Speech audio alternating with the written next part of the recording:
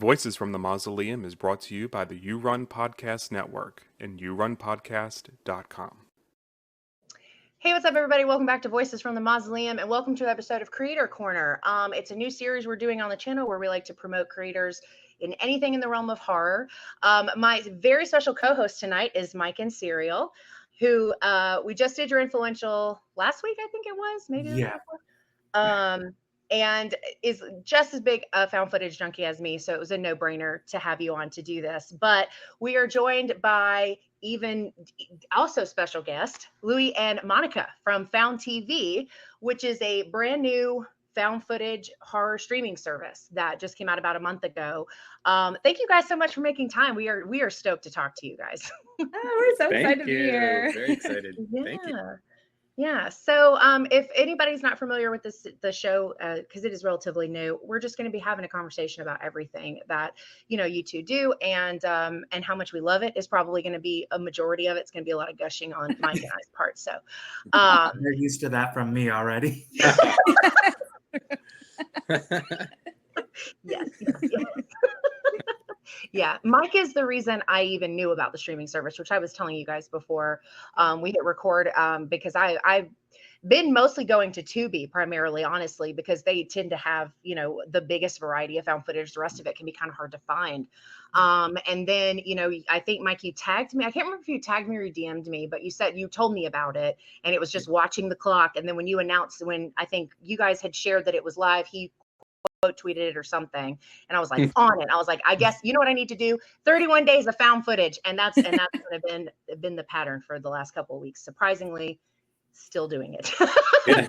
That's amazing. That's Not many awesome. people make it to the end. Yeah, no, it's going to be lots of fun. It's been a fun 31, well, not 31 days yet, but like all the new drops, I see so many people talking about it. So It was a fun thing to do for the first month. Oh, I'm so glad. Yeah. It's great that, like, little mini events every day. People are talking, you drop, and there's little reviews, and people talking about what they thought about a film, and which surprised us so much. Like, fun. we were not expecting that I guess to happen out of it all. The like the engagement. Excitement. Yeah. I mean, we wanted that so that as people were starting to hear about it, that we always had something new going on for those first 31 days. But to see how many people were like so excited to watch one every day was just so fun to see. Yeah, I think it shows to the community, the horror found lovers. It's not just, sure, today's a new film, I'm going to watch it. And of course, everyone does that at home quietly. It's not like that. They're watching it and then talking about it. Yeah. Yeah. It's awesome. Especially because of people like you, Mike, because you've been like spreading. Huge advocate. Yeah. I said after the whole beta testing and everything, I was like, I am just going to nonstop talk about this because, I mean, for myself, like on Twitter as well, like I'm trying to build a found footage following, do stuff with found footage, find as many people, but then seeing a new service dedicated to the genre that we all love. So I was like, well, I have the platform and the right people to find found TV. So let's make sure that happens. We so appreciate that. Yeah. And I pretty much piggybacked off of that. I just took your idea and copied it over and did it on Voices as well, because we're like, I think I'm pretty well known in the community to be associated with found footage specifically. And like I've been doing Found Footage Fridays for, I think, going on just over 2 years. We just passed 100 episodes, and it's just been something that's been, a big part. So I was the same. Once you started doing it, I was like, yeah, me too. I need to do this too. It's very important. Like, and I was telling them before you got on, Mike, that like, I feel like I'm like that person that's like, I liked this before it was popular. Like, cause all of a sudden there's like all these, and I love it. It's been really cool seeing everybody, and now to have like a specific place to go to. It's so good. Yeah, that's been the great thing, seeing the community, especially like what the special promotion you guys did of like the first 100 people that signed up get the little sticker, and you guys personalized it with the cards. On Instagram and Twitter, I saw people posting theirs, and I was laughing too, because I was like seeing a lot of them. And my first thought though was like, wow, like I know a lot of people who signed up. And then I thought about it, and I'm like, oh, these are the people that I've been telling. Like, I'm so glad they're doing this. That's great. Thank they you listened. They listened. That's amazing. It's fun to think like that. Yeah. Yeah, it makes everyone a part of a community. And we love that. Like, we're such community builders. Like, we want it to feel like it's not just the two of us. Like, it is everybody. Like, we're all kind of building Found together. And that was an important like thing for us to do too, was to like really be able to connect with people. So that's why we did that first 100. But truly, like, those first 100 people were coming like, you know, straight from me, straight from you. And like, because how many people knew about it? That it was our beta testers, right? It was you guys, and we just had a small group of you, and yeah, so thank you. You're welcome. Yeah. And I kind of wanted, because one of the things I wanted to do while we were talking tonight was kind of get to know like a little bit more about y'all as well. So I kind of wanted to talk about your history with the subgenre, and how it might have motivated you, you know, to start the idea for the streaming service. Yeah. So, I mean, if we go pre-COVID, we were not in the film industry at all. Oh, wow. Okay. Yeah, we're both like entrepreneurs, owned our own businesses separately. I come from an event production background, and Louie a marketing background with a marketing agency for like nightclubs and music festivals and stuff like that. Okay. So having both of our talents come together, COVID shut a lot of our, like mine entirely down, and a lot for Louie. We kind of got into filmmaking at that time. He comes from an entertainment background and has done film and television. And so we're like, why not? I always wanted to be a writer. So I was writing at the time and learning about horror. And here's a super like weird, like not a lot of people know backstory, is I did not watch horror for probably a good like 15 years because it was just giving me so much anxiety. And it wasn't until I started in 2000 or 2020, I mean, that I was reminded of like the formula of horror, and then it wasn't scary for me anymore. And it wasn't until I watched Horror in the High Desert in probably 2021 that made me, oh my gosh, like I'm scared again. And so that's what brought me into found footage. So I've really been back to found footage. Like, I loved it. I went to Blair Witch in the theaters in 99. Like, I was all in before I became an adult, and then I was too scared, and then I'm right back to it. So I'm still a baby. I'm still catching up on all the amazing ones. That's okay. But yeah, how about you? Yeah, my found footage history is a little bit further back. So previous to music festivals and whatnot, I did television. So it was like a music television style, which has kind of got me into festivals. But, you know, I've watched horror since I was such a tiny baby. My mom's a big horror fan. I saw, in particular to this genre, I remember watching things like Faces of Death and Cannibal Holocaust as a little kid. So I've been very desensitized to horror. So I've never been scared of a horror movie, but love horror since I was probably a baby. But, you know, so that was found footage style, right? And of course, Blair Witch was one of those massive commercial successes that everybody knows as one of those, you know, pillar points of found footage history.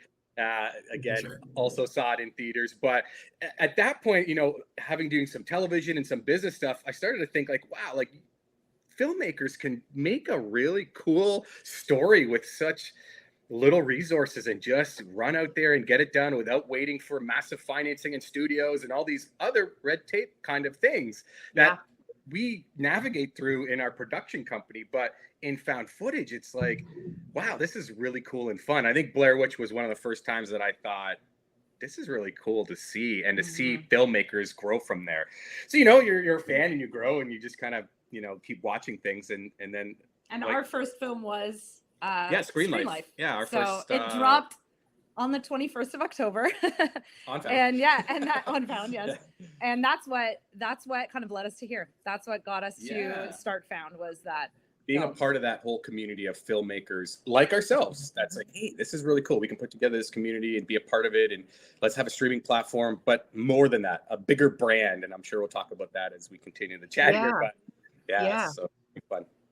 And the fact that you guys hit the ground running, like into found footage, like within we'll just say like 5 years, because you said post-COVID, like COVID and post-COVID. I know when you said that, And so you guys tackled the writing and the coming out with a movie, and then you're like, oh, let me just start a streaming service. What else could we do? We're very high achievers.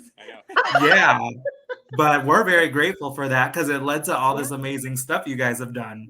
And I have to tack on to that and just add too, I think one of the reasons, talking about community, that I think found footage is so special and in general, is that it really is because you can can do it with such limited resources, it really opens the door for indie filmmakers. Like a lot of these filmmakers that aren't given opportunities or can't, or these don't have the budgets to do these bigger productions. That's like the best part to me about found footage. It's like, oh, people are like, oh, it's low budget. It's like, yeah, that's like the point. Yeah. The point is that it is low budget, and but it can still be scary. It can still be emotional. It can still be all these things. And it just, and I love that you mentioned community, because I think that's like, I don't like, it seems like we're talking, obviously we're talking about a streaming service, but I think in general, I do think it is quite meaningful to have a space like that for projects like that. And then it, obviously it only grows from here, right? Yeah. And it's cool because that style of shooting or movie sometimes is way scarier than a larger production that, it's a real movie because, you're watching it behind that fourth wall, and in this style, you're a part of it. And, found footage is growing exponentially, but I think we've talked about this a couple of times, that just the YouTube style and the Instagram style of us just shooting ourselves, just doing anything, cooking or just wandering around. I mean, that is a first person style of visuals. And so found footage itself has always been like that. So we're really getting used to it, or the world at large is getting used to that. So it's just a perfect storm now. It's a good storm. Yeah. No, I think it's awesome. I feel like you guys we mentioned it before, like another time that we talked, where a big gripe with people and found footage was like the shaky cam. Everybody like, oh, I get motion sickness, but we don't hear about that as much anymore because we're so used to doing TikToks and walking as we're talking. So that's a good point. I think that really does benefit the subgenre of found footage, is how much we've grown technologically. Yeah, the style. And even like who are coming up too. Like that's obvious. We have 2 teens at home, and that's what they do, right? They're consuming everything on their phone that is like first person. And so as they're getting older, and we're always hearing studios say, oh, how do we get to the younger generations? It's like, well, you do it by tapping into what they already know, which is this. Like, so what we're all watching and what we're all doing is on the right path, I think, to continue having them now come to theaters and get to watch found footage in a huge screen instead of on a tiny phone, and that kind of thing. I think is going to be really cool to see. Yeah. I also had to say this too, because Horror in the High Desert kind of reminded me, I feel like, that found footage could be scary. Because one of the things is like, there's really, really good found footage, right? But then there's like found footage that's not super great. And then there's like whatever's kind of in the middle. But like, I'd kind of been in a lull with it because I talk about it so much and I watch it so much. So when I saw Horror in the High Desert, I was like, this is definitely something. And how did I miss this? Because it was out for like a while. Like it was right before the second one got released. Okay. And then I saw the second one and it was like even scarier. And I was like, what is happening right now? Because it's not normal, especially in a found footage, franchise. I think like they can get not super great as the movies go on. And then I don't know if you guys have seen Firewatch yet, but I also really loved that one. And I just thought it was so funny when as soon as you said Horror in the High Desert, I was like, oh, I love that so much. That's like part of the story here, because I think what Dutch is building with that franchise is like nuts, and he's doing such a great job. And I've had multiple episodes I've done with Marco Pera, who plays he's at the end of the second one, but he's the main character, and he's Oscar in Firewatch, and they're just great people. Dutch is so nice, and all kind of goes back to that community. No, it's great. Totally. Yeah. I mean, all the filmmakers have been nothing but so supportive and so lovely. Horror in the High Desert 1 and 2 does come out on Found in November, so that we're looking so forward to as well. But no, we haven't seen the third one yet. I was just going to bring that up because I'm like, we're talking about it, and since you guys posted it, we can mention it. I love that that's coming to your service because, again, Horror in the High Desert, especially for modern horror, is one of my favorite movies of all time because it did cause such a visceral reaction. And I did see Horror in the High Desert 3 Firewatch this morning. Oh, you did? Oh. And I'm not joking when I said this is the first time I've ever literally like understood the meaning of spine chilling, because I'm like standing there as something happened and I felt all the chills run down my spine. I'm like, this is the first experience that I've had with that. That's awesome. And he just knows how to do that so well. Every movie that I've watched of his, I've had a visceral reaction. And I just, can't believe that someone has been that consistent. And like you said, in such a low budget format.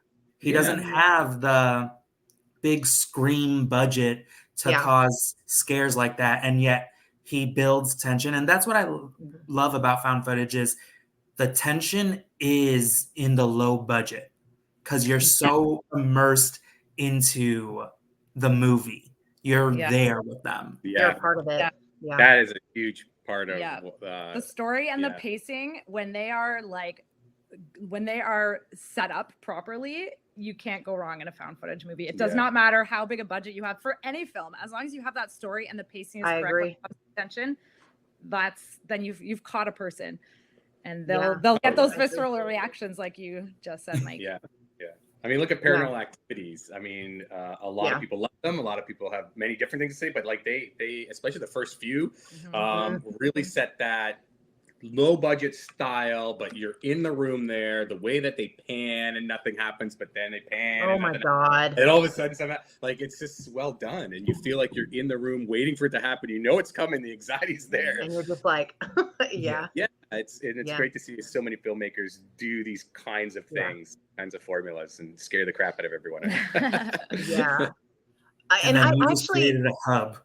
I think, we did need that. And I think, I didn't know this until Mike told me this, but Godforsaken is y'all's film, right? No, Invited is. Invited. That's what I meant. Invited, not Godforsaken. Yeah, Godforsaken was so Invited, not Godforsaken. I had the two cultish movies in my head. Sorry. That was a great movie. I won't get into like spoilers because we want people to go watch it in general. But it was even cooler for me because I didn't know that you also did filmmaking. So that was a new thing for me because I watched that as one of my 31 days of found footage.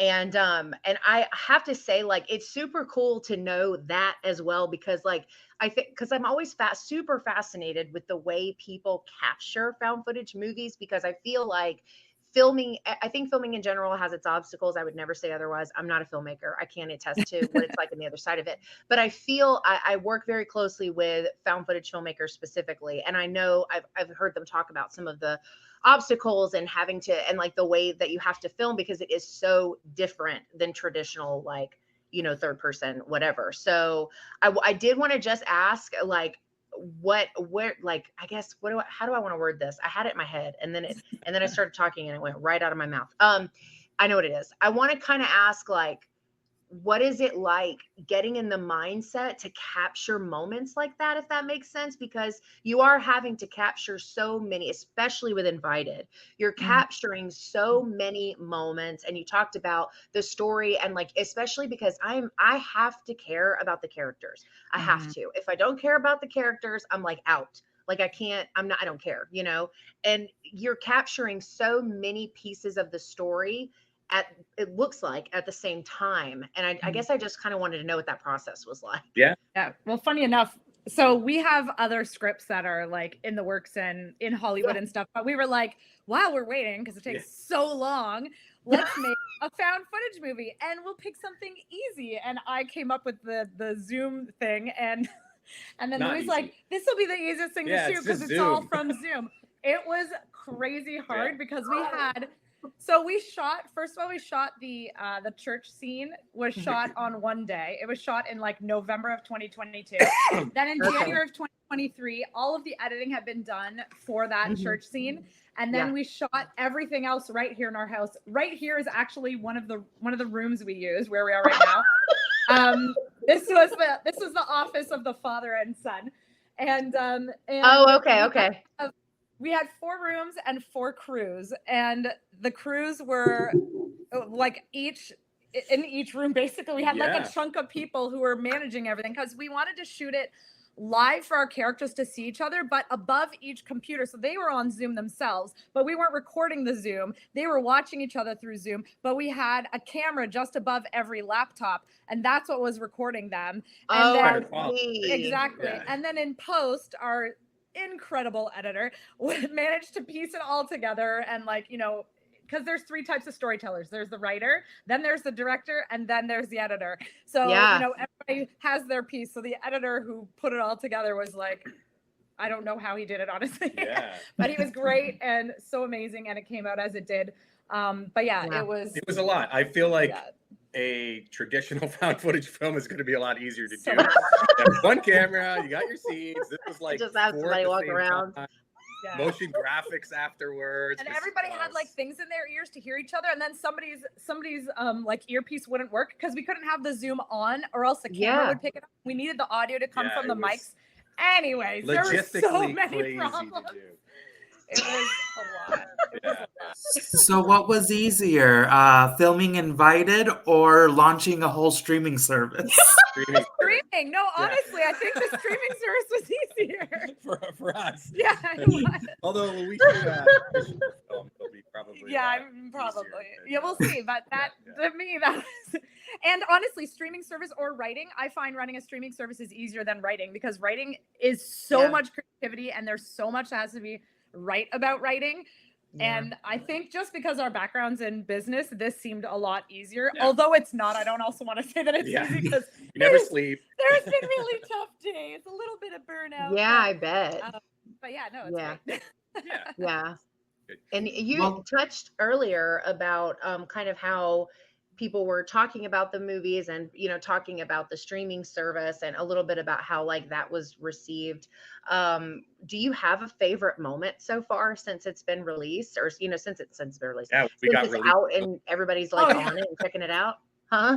Yeah. So we're not supposed to be live until January. Yeah, there's a story there. Our actual plan was, let's get the developers. Oh, I didn't know that. Beta testing over the summer and fall. We were still supposed to be in beta testing until November. Yeah, let's take our time. Oh my gosh. January, when we iron out bugs and we get all the apps together, we'll launch. So I don't know who leaked. It doesn't matter because it's fine that it leaked. But somebody found our website that was sort of hidden, Found TV logo, and put it on Reddit.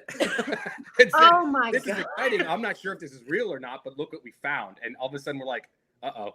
Not that it was a bad thing. It wasn't. Just it was early. Cool. It and was just like, whoa, we're not ready for this. Yeah, it was all over Reddit, and people were like, this has got to be fake, or maybe this is not. I jumped into Reddit myself saying, hey, I'm one of the founders, and it's real, and it's going to be coming out soon, and ask me any questions if you want.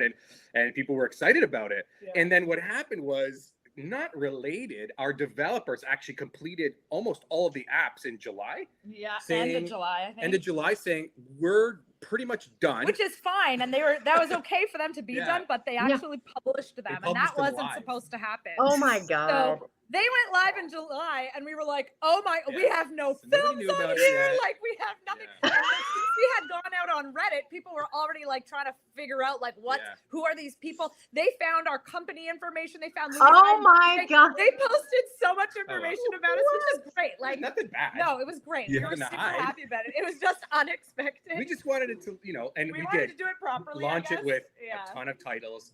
Bugs ironed out. So what happened was we just mobilized quicker than we thought.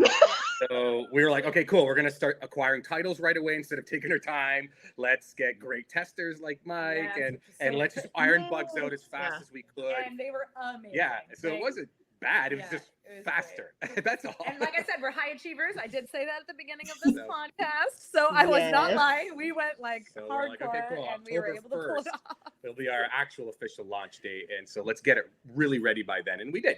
Yeah. And that is the universe just decided it was time. The universe was like, no, we need this now. Halloween is coming. Give us this now. Yeah. The found footage heads needed it. It just, they knew. We just rolled with it.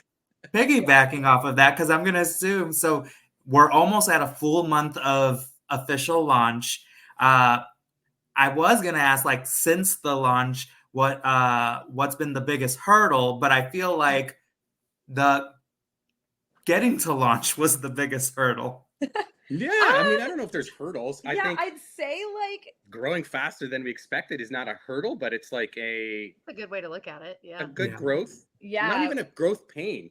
We've had a ton, like way more than we were expecting for like in this month, like what we were expecting to get for October, because we have all our metrics down of like, you know, where we figured we were going to be. And we hit those numbers the first day of our launch. Yeah. And so we hit our December numbers within the first couple of days, I would say, or maybe at the end of the first day. Yeah. So like what we expected, we were getting in the end of 2024, we still had like within that first launch day. So I think that was amazing. But then there's a lot of things we weren't expecting that we have to like work through because we expanded so quickly, which is great. We're not like, but that's a little bit of a hurdle. I would say for me, it's been like in the last week, I was feeling really, really burnt out because we were going like 15, 16-hour days. And I bet. And I have a chronic illness. So it's me trying to make sure that I keep my body like in a good place and respect my boundaries, I guess. I was. And so I've been really great the last like 5-6 days in establishing boundaries for myself and making sure that I'm not, overwhelming myself and taking time to do things that I love, like read a book. And I wasn't doing that. So that's a reminder to everybody out there. You have to also listen to your body. Yeah. Take care of yourself. Self-care is a real thing. Yes. We haven't played Fortnite in a couple days. I know. We used to do that every day. Get on the Xbox every day and play We play Fortnite. every day. We have not been playing Fortnite. Go behind in Frightmares. It's terrible. That's Arcades for guy. Yeah. We'll do it. We should do a Twitch. We'll do a Twitch. We'll do a Twitch of Fortnite. Yeah. Oh my God. Well, you guys mentioned like 16-hour days, and that is something that I kind of wanted to touch on indirectly because it doesn't go unnoticed by anyone how quickly you respond, fix, handle any consumer like questions, not complaints, but like, hey, there's an issue. You guys are on it. I've joked that like you guys are staring at your phone 24/7. Yes. Like I said, it doesn't go unnoticed. What is it like? Why is it so important to you guys to handle these like so quickly and efficiently and to do it directly? Because like you can have a team to take care of these things and do that, but you guys handle everything personally and so quickly. Everybody appreciates it, but like, why is that so important to you guys? Do you want to go? Yeah, I mean, to me, and I know to both of us running other major events, I know that we love being, a really close part of the community and listen. So when we, especially at the beginning stages and for as long as we humanly can, our concern is like, when is it going to get out of hand where we miss a post? It's always on our mind. It will. It's going to be. See that person's question on Facebook or high fives that we wanted to say thank you to. Like, as it gets bigger, our, little fear is missing them because there's so much action. But I know even for myself, and I'm sure for both of us, it's like we want to be those that listen to the community and be a part of it and just respond and react as quick as possible because we want to be right in there, and I think that's the best way to make fixes or build a community and a streaming platform and a brand that fits all of us, not just what us two want. And to do that is just by being so close to the community. And I don't even know if it's something that we planned on, like we must do it for the business. I think it's us, it's how we are. It's natural. It's our natural tendency. And also like being a brand new platform, it can be very hard to trust, especially in like today's society. I just feel like we're all very distrustful of so many things now. And so I think it's also part of building that so that we can show people like we are here, we are real. We want to help, and anything that anybody has to say, of course, we're taking it, especially if they're like bugs or little issues or glitches. We want to make requests. sure. Film requests. Like one of my favorite things. We want to take all the things as much as we can because, like I said earlier, we really do want to build this. Like it's not just us, like it's everybody. And I think that building that trust with people is really important. And that's how we do it. It's by responding and being personable and being like on the ground, I guess, like with everybody, because that's where we came from. We came from the filmmaker side and the fan side, and we want to we're still there. We're still in that end. We're still developing. We still go to the horror Comic Cons. We just went to one this weekend. As fans, just wandering around and looking at stuff. So it's still important for us to be in that too. Because that's kind of how we ended up here, because it kept coming up. It kept telling me, instead of letting me like whatever it normally says, watch now, I think it said like subscribe. And I was like, why is it only doing this on certain videos? And so there's another streaming app that I'm very upset with because they have not fixed their mobile app. And I literally cannot use it. And I don't always get to watch horror movies at home on the TV. So like I rely on being able to do it on my phone. And so I was telling Mike, I was like, at least this app works on my phone. And then that happened. And I was like, oh no. And I think I said a comment about it. And I assume it was you, Monica, that I think commented back, because then we ended up DMing on Instagram, and you were like, send me screenshots, send me videos, show me what you're talking about. Let's get it figured out. And I was like, never in my life has that ever happened about anything. I have been tagging and bitching at Shudder for months and nothing has happened. And I was like, well, while I have your attention, and that's been the response from everybody, is just like, usually like you have a complaint, best case scenario, you hear from a company between 24 to like 72 hours, and you guys are just on the ball within like an hour at most. And so people are just like so thrilled by it, because again, it's a personal touch. It's showing that you guys are invested in getting things done immediately. And again, I think that's part of the reason why you guys are crushing your numbers, because from beta testing and the Discord and stuff, you guys are very on it. So it makes people want to support, because there's something worth supporting there, because you're supporting your consumers. So your consumers are going to support you. It's great. That's a nice way of putting it. Yeah, we love that. And again, it makes us feel like we're right there, part of the community too, you know?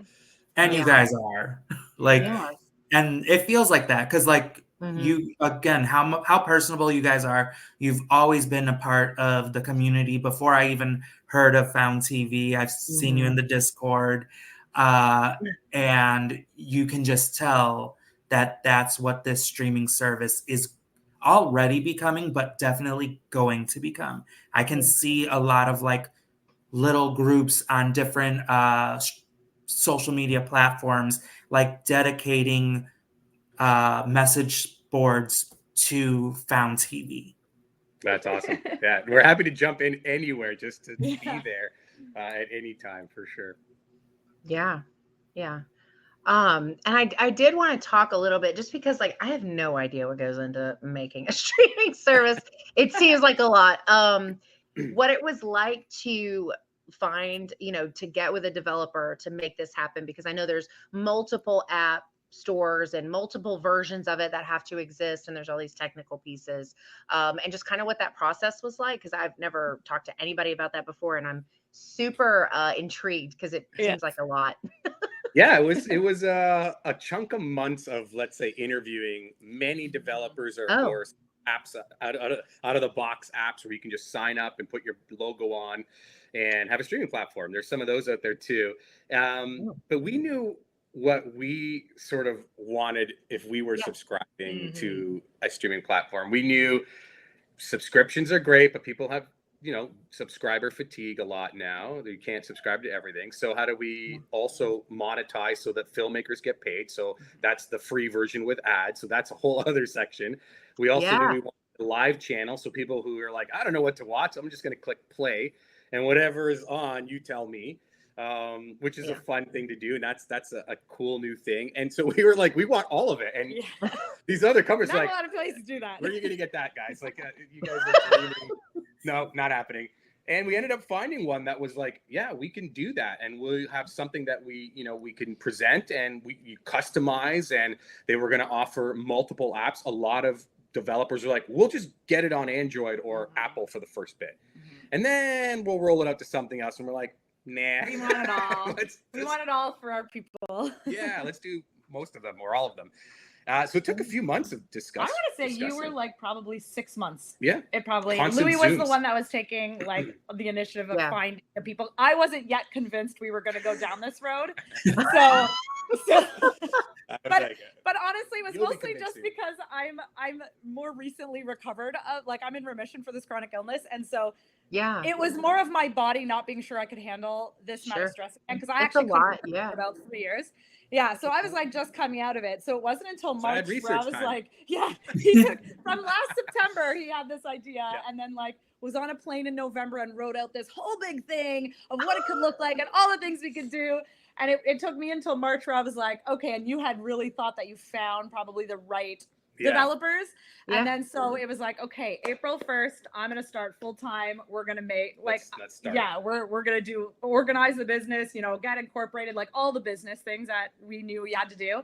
And then choosing the developers, we started with them at the end of June, I want to say. Yeah. They were so fast. Okay, guys, this is what we need. Yeah. But we prepped them enough. Oh, we did. We had prepped them for weeks and we were ready and we knew what we wanted and all the things. So by the time they were just getting to work and everything, it took them those few weeks. And I think it was I think they said by 60 days we'll be done, and they were. And we were beta testing within 45 days, I think was when you guys started beta testing.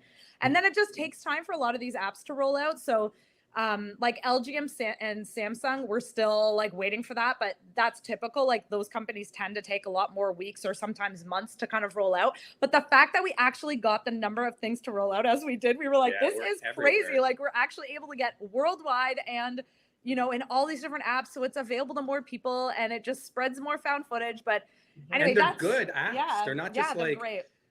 The mobile version on an app. Which sometimes is really it functions great. It's so easy to use. It has all the things that I want an app to have, continue watching, and it's got some categories and it's got a search and everything works very well. I genuinely went into using it the first time just sort of expecting it to be buggy because that happens, and it was flawless. And even though that one thing was happening, which I don't think it is anymore, where it was saying subscribe instead of watch now. I think it was on the button. You mentioned you were if you just hit it, what does it say? And I was like, oh my God, I didn't even try that. And it worked fine. So it was, I have to say I've been insanely impressed by just how smooth this has been, because there are apps that have been out for years that don't work this well. And that's thanks to our developers, but also our beta testers. Yeah. Our developers were actually so impressed with our beta testers because they were we've never had beta testers ever like this, be able to give the amount of information with the screenshots, with they were so good. And so it's honestly, it's thanks to Mike and our handful of other people who are in there doing that first work, because that was all fixed in September so we could launch in October. Well, yeah, it was quick. What you guys were asking was quick turnaround time. So I was let me, thankfully, because I have a long commute to work via bus and train and stuff. So I do a movie. I was doing a movie before work, a movie in my lunch, a movie after work, so that I could get that done. But you guys it was, for the most part, I was getting nervous. Damn, am I a good beta tester or no? Because I felt I didn't have much to do. Then all of a sudden, finally, there was a bug or two. I was okay, this is something that I can send them, because I promise I'm not just trying to get early access, but this is just really good so far. Some apps were buggier than others. So you probably had a less buggy app. There were some that had more issues. So don't worry, you were awesome. It's so weird. I saw people that were saying that. I was what issue are you? I'm not having this. Yeah, I know. Because everybody's different. If you have an iPhone, which model of iPhone? It's a slightly different screen size. Android, and there's so many different variations of a bug that you might find. And then we're cool. That's what we say. Send us screenshots or videos so the developers can test it and try and identify, is it all of Apple iOS problem, or is it because a certain device has a problem? Because we don't want them to fix something and break something else, right? So this is a whole little process that they go through to make sure that they iron out a little bug and not break another thing, and so they've been great, and we're thankful about everybody sending us those bugs so we can get them to the developers and iron them out. It just makes it better. It makes the platform better. So yeah, that's the story on how you get a developer. And there's so many things you got to worry about. Music licensing and licensing of films and what territories you can have and cannot have. We've been very aggressive on getting advertising platform partners on there, because we want to make sure that there's ads running so that they can be paid, and as the streams grow, that there's all that's happening at the same time. Have to be managed within the platform itself, on top of day-to-day things like social posts and so there's how about life? Life. Real life. Being parents. What's that? Yeah. We don't have that no more. No. But it's been good. It's been smooth and moving fast, and that's cool. But going to what you guys said, because I did want to talk about like the film side of it all, like the licensing. I'm glad you said that because I just realized my copy paste like messed me up and I pasted the same thing twice and I missed that question. So I'm glad you're going back to it because that was a great one. Go ahead. So with licensing and just finding the films that fit for you guys, what is it that you guys are looking for? Like what draws you? Because like what makes you choose the films you do? And is it just what hurdles do you have with licensing as well? Yeah, that's a great question because a lot of newer filmmakers don't or might not realize that things like logos. So for example, if I was wearing a branded shirt for like a football team and that's in a film, you can't have that. That can't, like, they will not allow Especially that if that license person's to killing be there. somebody. Yes. Oh, If a That's brand is lawsuit shown incoming. in I any never way, think about that kind like, of stuff. I don't know if I should share this because this will ruin your life, but with an iPhone, you'll never see an iPhone in a villain's hand. Like Apple will not allow for that. So in big, like huge productions where they are licensing from Apple because they have that in the budget, it has to be used only by good people. So What? yeah. Yeah. So Ghostface will never have an Apple phone. An iPhone. He's using Galaxy. Yeah. Totally. So if it's like, I wonder which of the three boyfriends it is. The ones with the iPhones, not them. Yeah. Oh my God, I'm gonna be paying attention to that now. In any horror film, if someone has an iPhone, I'm gonna be like, well, they're not the killer. Oh my God, that's hilarious. They're texting in green. Yeah. Probably the bad guy. Yeah. So it's things like that though, that like, especially with found footage, because you might be going around and you're in a kitchen and you're catching food products, and then the person, like, I don't know, does something with like a bottle of Coca-Cola and smacks somebody in the face with it. Like all that kind of stuff cannot be in films, and that's a big part. And the licensing, I mean, that's what Louie does, so you can speak to all that. Yeah, I mean, so there's all kinds of that. And then you can get insurance.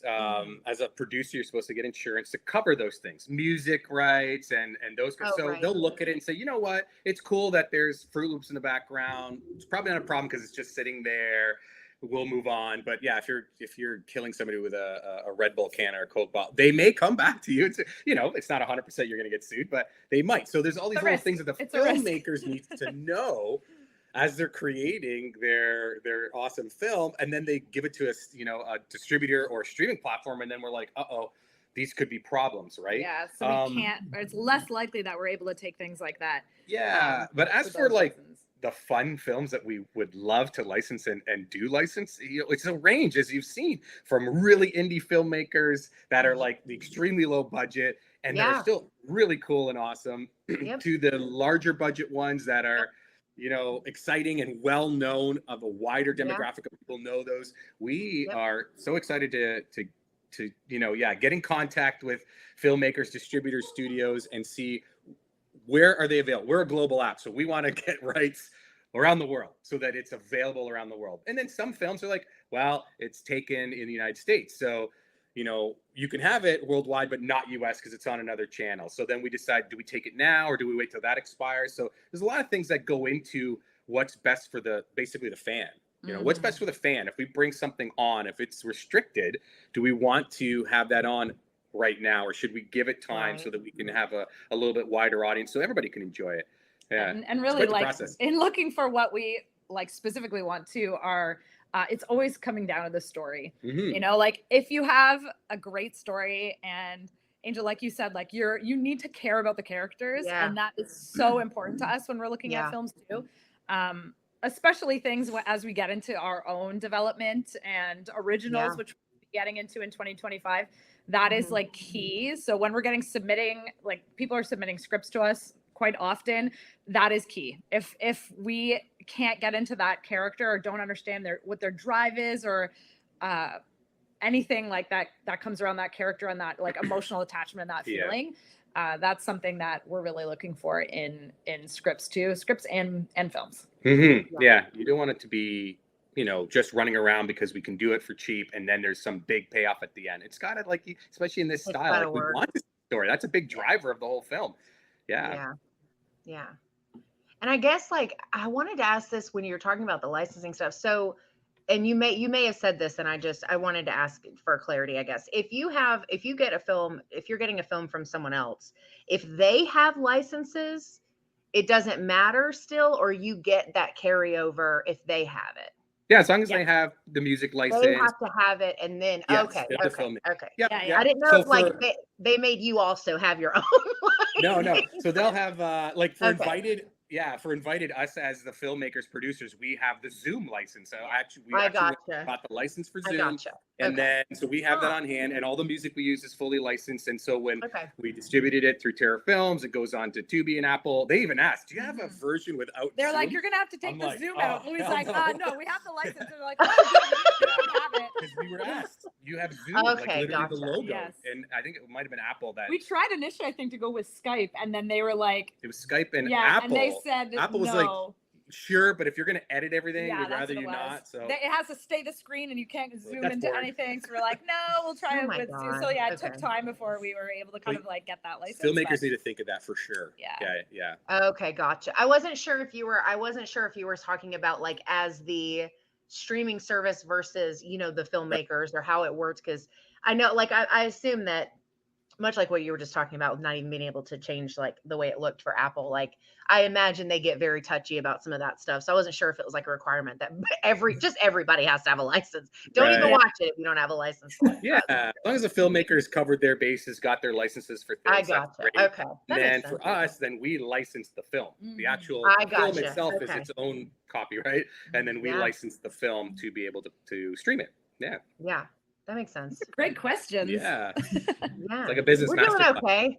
I love it. We were really I'm telling y'all, we've been so pumped to talk to you guys because we really, both of us are just such avid fans of the subgenre, obviously. So, right. And so it was just like, we were both like, I was like, well, I've got like their attention. I'm going to ask them if they're going to come on. And Mike, you want to do this too? Because I feel like great conversation. I feel like I promise I'm not a stalker. Every time this is like a stalker. Please. This is like the third time in a week and a half that they have seen my face on video call. Angel, tell him what I said to you in the email. I was like, "Is it Mike and Cyril?" Mike, I told him. I messaged him I messaged him because I knew, I was like, that's gonna make his day. Let me go ahead and tell him really quick, because I was like, by the way, when Monica found out that you were the one doing it, she said that she was like, we love him. I did. I was so happy because I'm like, they're gonna see my face and they're gonna be like, "Oh, it's him again." No. Make sure you hide everything. You got the swag on, so you're good. Yeah. No, you're good. No, we mean it. We're excited. This streaming service again, and I've mentioned this so many times, and I'll keep saying it till I'm blue in the face. What does so well about this streaming service is the two of you, your personality, the care that you bring to it, and the fact that you are a part of the community and you're like doing your own service to make the community even stronger. And so wishing you guys the success, but I know it's coming because you two are absolutely amazing and the service itself is great. I think you guys saw, like, I'm putting together the letterbox, like adding every movie as you guys add it. And I'm looking through it. I'm like, the array of types of found footage and what you guys put, like you said, like you want a range of stuff. You've got it. Like I was looking through stuff that I'm like, okay, there's some really obscure stuff that I've never heard of. There's only 5 reviews on Letterboxd. Like this is so cool. And then you have The Taking of Deborah Logan, Frogman, Hell House, like, and some more big ones. I'm ready for the November ones. They show up, in the app, and I'm like, a couple more days. That's part of the fun too. Like, we just got an email today of a very big named, well-known found footage that says, we're in, let's license. And the first thing we thought, of course, it's exciting and it's been months in the making, but we're like, ooh, how do we like release it? Like, dude, when and how does the community get the excitement around it? Like, it's not just we got this film, let's drop it. We're excited about getting a gift together and being like, ooh, how's the community going to get excited like we are? I love that so much. Yeah, that's really fun for us. That's part of like the daily joy, I think, too, is when we're finding these things that people have been asking for again and again and again, and then we finally hear, because it can be, I actually wrote a blog post about this, like what the process is to license a film. People are asking us for requests pretty consistently. And then I've had one person be like, where are the films that I requested last week? And I was like, last week? DJ. Whoa. It takes a while. So that's what made me make this post, because I was like, it's a very long process. And other, like, people would never really understand what that looks like if they were in our shoes. But it is a lot of, okay, where is this film right now? And some of the older films, it's very hard to trace. Like Japanese films, like, man, they've been doing some detective work and translating, and I bet it is. So I didn't even think about that component of it, because because like Asian found footage is so good. It's so good. They're working on it. Oh yeah. It's so good, but there's like the ones that people know, you already know. Like the ones that I'll see people, especially like in the Discord, that will say certain movies, and I'm like, I haven't heard of that one. And then I look it up. Oh, because it's never been released in the US. They're probably never releasing it in the US. Yeah, it's hard to get some of those in, And that's part of it. That's part of our That's excitement. the back and forth and trying to find, and it's almost like, I've called you Indiana Jones so many times, because it's like he's finding the treasure, because that's where Louie plays in here, is all the licensing. We want those to be released in the US and world on Found TV. The ones that we can make a decent deal with and bring them over here and have that culture and that style of found footage and horror movies. Yeah, come on. So we are super excited. And so when people request things, again, part of what we said earlier about listening, like when somebody makes these requests, even though they may want it next week, and that's not humanly possible, but we have a massive Google Sheets and Excel that is just multiple tabs of like ones we want to get, people that now we finally made contact with. Is it with Shudder or Screenbox or someone else? Let's make friends still, because we know those guys too, and we're happy. When does it expire on Shudder? When does it expire? Then let's keep the discussion going. How do we support it after that? Like we know the that's people, a whole part of the other side of Found. We're friends with all. It's no problems, you know. And how does the filmmaker and the fan get the best experience is kind of our mandate. Well, I'm looking forward to every Found Friday release. Like I have the November one. I have it like saved in my phone 3 times. I have it everywhere bookmarked, because I keep looking. I'm like, Leaving DC is this day. Horror in the Desert is this day. Winemaker, which I'm so excited about. The Bodies are coming out. More Richard Mansfield's in the High Desert. November is going to be a great month. There's some good stuff on that also list. will not disappoint. We'll just tell you that right now. December will not disappoint. It will be great. We have lineups all the way into February, March so far, not including new ones. So next week I'm going to Las Vegas for the American Film Market. I have so many meetings with major distributors, and they're major distributors that have tons of found footage films, and lots of meetings set up and see, what's available, what's interesting to us. And so even though we already have a good number coming out into the new year, there's going to be more added into December and January and February on our board over here as we excitedly, acquire more films to support. If you need an assistant for that convention, I'll get a plane ticket right now. The caveat is there is no sleep. At all. I can work on that. Coffee's my friend. Okay, that's it. All right, cool. Done. Well, cool. I want to thank you guys again for making time to come on and talk to us.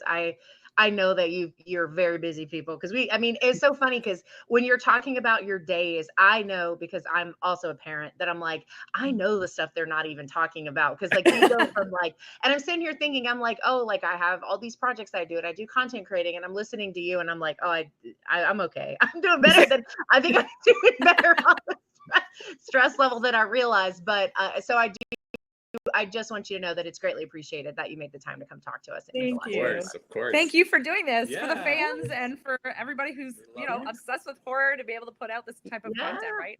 And everybody engaged, and it's great. And if there's ever anything either of us can do, whether it's on social media or through the channel, to support or promote you guys, please let us know. I'm genuinely happy to do so. Thank you so much. And Of course, I'm going to put links to everything in the description for everybody that's watching, including Mike and Cyril. If you're if you've been watching the channel at all, I feel like we've been talking about you, Mike, for like months at this point. But if you aren't following him, please remedy that. I will put the Found socials on here as well, where you can find them. And go check out the app. If you've checked out the app, leave a comment. Let us know what you love about it, because I can't imagine you have anything negative to say, because it's perfect. It's wonderful. I have great movies. Don't worry, we'll be. Yeah. Okay.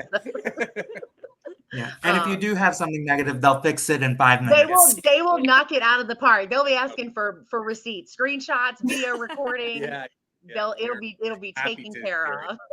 Yes. It's all good. Cool. Well, thank you everybody for hanging out with us on this episode of Creator Corner. Thanks, Mike, for coming on and co-hosting. Appreciate your help. We hope you have a great rest of your day. Enjoy your weekend, and we will see you in the next one.